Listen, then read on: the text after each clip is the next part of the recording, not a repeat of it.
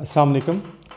I am शफकत रसूल, sub inspector Punjab police. जनाब IG साहब की तरफ से जो रिक्वेजिशन पब्लिक सर्विस कमीशन को भेजी गई है सर्विस कोटा सब इंस्पेक्टर और एएसआई की पोस्ट के लिए, और उसको देख के जो लोग एज एक्सटेंशन की उम्मीदें लगाए बैठे थे उनकी उम्मीदें काफ़ी हद तक मादूम हो गई हैं। आज की वीडियो भी मेरी अपने उन कोलीग्स के लिए है जो इस एज एक्सटेंशन की उम्मीद पे तैयारी कर रहे थे, लेकिन अब ये रिक्वेजिशन सामने आने के बाद परेशान है। तो मकसद बेसिकली यही है, लाअमल मुरतब करके जनाब आईजी साहब से दरख्वास्त की जाए उस हवाले से जो पॉइंट्स हैं, क्योंकि इसके लिए ग्राउंड भी मौजूद हैं जो इस वीडियो में कुछ पॉइंट मैं डिस्कस करता हूँ, और इस तरह की एग्जांपल भी पहले मौजूद है कि एज रिलैक्सेशन साहब का गवर्नमेंट में वज़ीर आला की तरफ से एक दफ़ा दी गई है। तो सबसे बड़ी बात जो सबसे उम्मीद अफजा बात है वो जनाब आईजी साहब ख़ुद हैं, जनाब आईजी पंजाब डॉक्टर उस्मान अनवर साहब हैं। तो जिस तरह उन्होंने पुलिस की वेलफेयर के लिए और प्रमोशन के लिए जिस तरह तारीख साज उन्होंने काम किए हैं, तो बड़ी उम्मीद है इस दफ़ा कि इंशाल्लाह वो इस सिलसिले में कुछ ना कुछ बेहतर सोचेंगे। तो इस सिलसिले में मैंने व्हाट्सएप ग्रुप भी एक बनाया है, उसका लिंक डिस्क्रिप्शन में मौजूद है, उसको ज्वाइन कर लें। सब लोग मिलके कुछ पॉइंट्स मैं इस वीडियो में शेयर कर रहा हूँ, कुछ आप लोग शेयर करें और मिलके कोई अमल मुरतब करें। इस दफ़ा जितनी सीट्स हैं एएसआई और सब इंस्पेक्टर की, दोबारा हिस्ट्री में कभी इतनी सीट्स नहीं आएंगी। तो आप लोगों को चाहिए कि सब लोग मिलके कोई इस पे एफर्ट कर लें। मेरे लिए खुशी की बात होगी कि मैं इस प्लेटफॉर्म पे अगर कोई एफर्ट करके इतने सारे जो कैंडिडेट हैं वो उस पर एलिजिबल हो जाएं। मैं भी बेसिकली इस चीज़ का शिकार रहा हूँ, काफ़ी अर्सा मैं वेट करता रहा हूँ, मैं एलिजिबल नहीं था इसके लिए, और काफ़ी लोग थे जो कोई मुझसे किसी गाइडेंस के लिए या मुझसे कोई तैयारी के सिलसिले में मेरे पास आते थे और वो सिलेक्ट भी हुए हैं, लेकिन मैं ख़ुद एलिजिबल नहीं होता था इसके लिए। तो इतनी देर इंतज़ार करने के बाद मैं जब लास्ट टाइम जब मैं सब इंस्पेक्टर सेलेक्ट हुआ हूँ, तो जब पेपर हुआ था तब मैं भी ओवर एज हो चुका था। तो मैं इस चीज़ को समझता हूँ अच्छी तरह कि जो पुलिस का स्ट्रक्चर है, जो प्रमोशन का सिलसिला है पुलिस में, कि वो एज का क्राइटेरिया पूरे करते करते इंसान जो है कैंडिडेट ओवर एज हो जाता है। इस ग्रुप का या इस तरह इकट्ठे होने का मकसद सिर्फ यही है कि कंसेंसस से कोई लाया अमल मुरतब किया जाए और दरख्वास्त की जाए, रिक्वेस्ट की जाए जनाब आईजी साहब से, वरना कोई एहतजाज या प्रोटेस्ट करना तो हरगज़ इस तरह का मकसद नहीं है, ना ही इस तरह की कोई गुंजाइश बनती है। मैंने कुछ इस बारे में सोच विचार करके रिसर्च करके कुछ पॉइंट्स निकाले हैं जो आप लोगों के भी हैं, वो भी शेयर करें, तो मिल के इंशाल्लाह किसी न किसी अच्छे नतीजे पे पहुंच सकते हैं और इसका इंशाल्लाह कोई ना कोई अच्छा आउटकम आएगा। इस डिस्कशन का मकसद यही है कि इकट्ठे मिलके कोई लाया अमल तरतीब दिया जाए, और मैं इसमें अगर मैं ब्रिज का रोल प्ले कर सकूं तो ये खुशी की बात है मेरे लिए। इकट्ठे मिलके कोई दरख्वास्त करनी है, रिक्वेस्ट करनी है आईजी साहब से। उन्होंने माशाल्लाह इतने इनिशिएटिव लिए हैं और उनके दौर में जितने तारीख साज जो काम हुए हैं, तो इसी वजह से एक उम्मीद की जा सकती है इस सिलसिले में भी इंशाल्लाह कोई ना कोई बेहतर प्रोग्रेस की तवक्का की जा सकती है। अब मैं कुछ पॉइंट्स आपके सामने रखता हूं जिसकी बुनियाद पे ये उम्मीद की जा सकती है कि एज में या क्राइटेरिया में कोई रिलैक्सेशन की जाए। सबसे पहला पॉइंट तो ये है कि जितनी इस दफ़ा सीटें आई हैं और इसके लिए जो इंटरव्यू में दरकार होंगे जो लोग, जो रेशो होती है 1:5 की, तो इतने लोगों ने तो कभी भी रिटन टेस्ट पास नहीं किया अब तक जितने भी टेस्ट हुए हैं। अगर मुल्तान की मिसाल है, मुल्तान में 70 सीटें हैं सबसे ज़्यादा, तो 350 लोगों को इंटरव्यू के लिए कॉल करेंगे। तो 350 लोग होने चाहिए 1:5 की रेशो से अगर जिनको इंटरव्यू में बुलाया जाएगा, और मुल्तान में आज तक इतने एप्लीकेंट ही नहीं हो सके। तो इस सिलसिले में पिछले कुछ बैचेस का जो रिज़ल्ट हैं, रिटन के रिज़ल्ट, जो लोग इंटरव्यू में अपेयर हुए हैं, उसका मैंने एनालिसिस किया, वो आपके सामने रखता हूँ। लेकिन इससे पहले जो मैंने पिछले कुछ बैचेस का एनालिसिस किया कि जितने लोग इंटरव्यू में अपेयर हुए हैं वो आपके सामने रखता हूँ। तो आप देखें जितने भी बैचेस अब तक गुजरे हैं, किसी भी बैच में 50% लोग भी इंटरव्यू में नहीं पहुँच सके जो इंटरव्यू दे सकें इसका। ये देखें, सबसे पहले सब इंस्पेक्टर 2017 के ये बैच का रिज़ल्ट है। देखें टोटल इसमें सीट्स थी 128, और जिन लोगों ने इंटरव्यू पास किया वो थे सिर्फ 279, जबकि होना ये चाहिए था कि 1:15 की रेशो से 640 लोग चाहिए थे। 640 लोग पास होने चाहिए थे जो इंटरव्यू में अपेयर होने थे, लेकिन 640 की बजाय 279 लोग पास हुए। ये 43% बनता है। मतलब 43% लोग इंटरव्यू में अपेयर हुए, बाकी लोग इंटरव्यू में अपेयर ही नहीं हुए। इसकी ये भी वजह है कि एप्लीकेंट ही कम थे, एप्लीकेंट कभी भी इतने नहीं हो सके। नेक्स्ट 2019 का बैच देख लें। 2019 के बैच में आप देखें 108 सीटें थीं और 349 लोग पास हुए। इसमें 349 लोग इंटरव्यू में अपेयर हुए। 540 लोग चाहिए थे इंटरव्यू के लिए, लेकिन 340 लोग इंटरव्यू के लिए क्वालिफाई कर सके इसमें, जो कि 64 बनता है। और अब तक जितने बैचेज हैं 64, सबसे ज़्यादा स्ट्रेंथ है 64%, ओवरऑल 64%। कुछ डिस्ट्रिक्ट में देखें कि किसी डिस्ट्रिक्ट में तो 33%, 34% लोग भी पास हुए। मतलब इतने कम लोग इंटरव्यू में अप्रोच करते हुए। नेक्स्ट देखें 2019 ASI का जो रिज़ल्ट है, इसमें भी कुछ हद तक बेहतर था, 91% थे। पूरे कैंडिडेट ओवरऑल इसमें भी पास नहीं हुए। रावलपिंडी में देखें सिर्फ 45% लोग पास हुए हैं इसमें।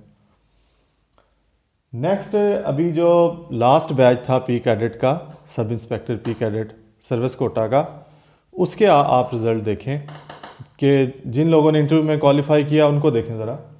46% सिर्फ 46% लोग पास हुए।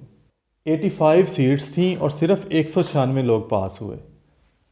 कुछ रीजन में तो आप देखें 33%, 37%, 42%। भावलपुर में 17% लोग थे जो इंटरव्यू के लिए क्वालिफाई कर सके, सिर्फ 17%। 9 सीट्स थीं, 8 लोग पास हुए। पूरी सीट्स जितनी थी उतने लोग ही पास नहीं हो सके। और इस दफ़ा भावलपुर में इतनी ज़्यादा सीट्स हैं तो कैसे इतने लोग क्वालिफाई कर सकते हैं। नेक्स्ट ASI देखें। ASI सर्विस कोटा जो है, इसकी 273 सीट्स थी, जबकि 230 लोग पास हो सके। इतनी कम रेशो आप देखें कि ASI के रिज़ल्ट में लास्ट बैच में हुई है। आपने देखा पिछले अभी PPSC की जो वेबसाइट्स पर रिज़ल्ट पड़े थे, मैंने वो डाउनलोड करके उनका एनालिसिस किया कि आपने देखा कि किसी भी बैच में पूरे कैंडिडेट इंटरव्यू के लिए क्वालिफाई नहीं कर सके। उसकी बेसिक रीज़न क्या है कि क्राइटेरिया ऐसा है, एक क्राइटेरिया ऐसा है, दूसरा प्रमोशन इतनी लेट है। जैसे हेड कांस्टेबल के लिए 3 साल लाजमी होने चाहिए, हेड कांस्टेबल या ASI के लिए। तो जैसे पहले प्रमोशन की जो सूरत हाल थी, 12-12, 15-15 साल तो प्रमोट नहीं होता था हेड कांस्टेबल। अगर कोई 19-20 साल की उम्र में कांस्टेबल सेलेक्ट हुआ है, अगर कोई 20-22 साल की उम्र में हुआ वो तो वैसे ही बाहर हो जाता था, क्योंकि 25 साल पहले एज थी, फिर 22 साल हो गई। अगर कोई 21-22 साल की उम्र में हुआ है, उसको 10 साल लग गए हेड कांस्टेबल प्रमोट होने में। वो 22 और 10 32 साल हो गए। फिर 3 साल का एक्सपीरियंस भी तो चाहिए। जब उसने 3 साल एक्सपीरियंस पूरे करने हैं तो 35 साल का होकर उसने ओवरेज हो जाना है। अगर कोई होता भी है तो मुश्किल से एक आध चांस पे अपेयर हो सकता है, वरना वो एक चांस भी मुश्किल से ले सकता है जो हेड कांस्टेबल है।